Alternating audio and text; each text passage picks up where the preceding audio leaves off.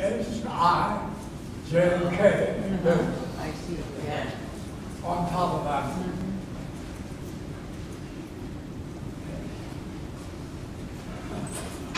Okay. The first time, they needed volunteers to go in there to cook and so forth. So about April or February or June, like the March, they called for Volunteers.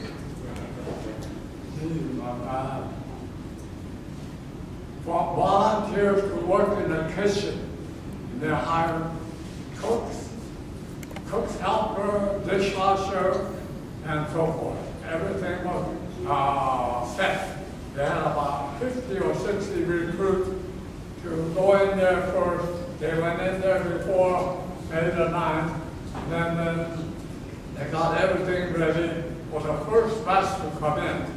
And there was nobody in except the Japanese. The first group that came in was from Hanford. And the crew was ready for the people to eat already. And dishwasher and so forth. Everything was set. Then when the first batch came in, they came in on a bus. And then who do I see? The Hanford group. They came in from Hanford, and they were told not to bring more than 2 suitcases. And when I saw them, I was surprised. They brought in a big bus passenger with a little package. Then a big truck. Some had a refrigerator. And then they never had it. No, he tells us about the barracks. Hanford came in, and then Fresno people came in, and then Sacramento, Elk Grove, Loring, then Madera, Fresno, Hanford, Coalinga, Corcoran, up to Delano. They all came into it. So we had about 4,900, about 20 short of 5,000. Each section, this is one section. This is right in and there's 20 apartments. 1, 2, 10 here, and then one recreation room or laundry room. Then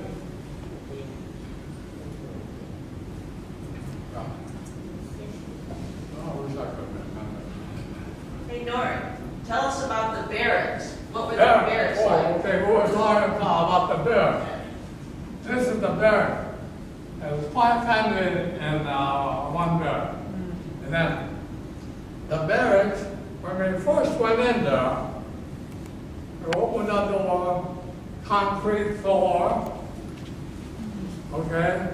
Then about 7 could stay there. And then there were 2 windows for the big one, 1 window for the smaller, 2 windows for the smaller one. See, they face, no. Everybody faced this way. This is east this way. Then the sun came in, yes. Then there was no ceiling. We had one light in the middle. Then our family was 7 and 2 parents, 9 of us. We got 1 double, was 2 big, so my brother and some others got together. Big family got together, they let their sons get together, and then they offered them another apartment. So they still stayed in the camp. They didn't send them home. There was no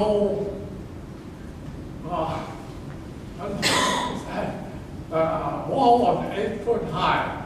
There was no ceiling, no outside outside wall only. You could see the stud board, and then that was your home.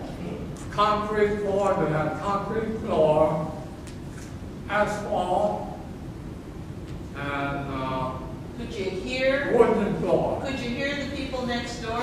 Could you hear the people next door? Oh yes, oh yeah, in the apartment we can hear them snoring. Some people even said they talked in time. They start hollering like that. So it's kind of scary, you know, those things. But you can hear everything from one end to the other. So when we go home, don't speak loud. Speak softly. So the neighbors won't hear it. Then one side was wallpaper.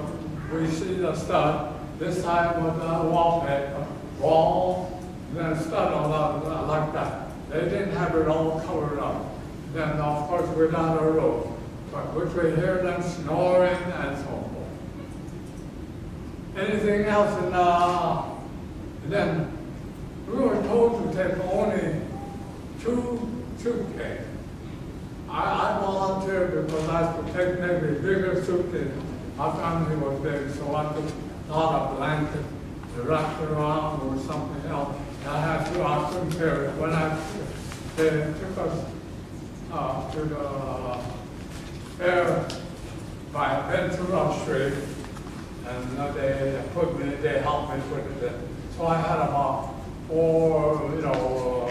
overweight things like that. But then everybody in. When the first group came in, well, let's see what else.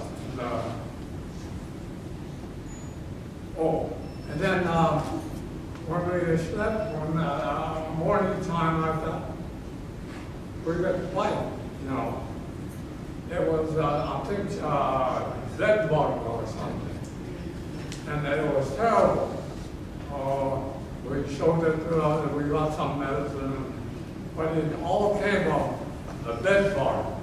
You know, these army metal bed, right on the leg there where you hold up, they're all nested in there. We were taking that out, we took that all out, and we burned it, then we wiped it off, and that's how it was there. And mattress, we had to put in a straw mattress, but every week we had to change it. So finally they got mattress for us later on. Yeah. Okay, thank you, Nori. Okay. All right. I got some more.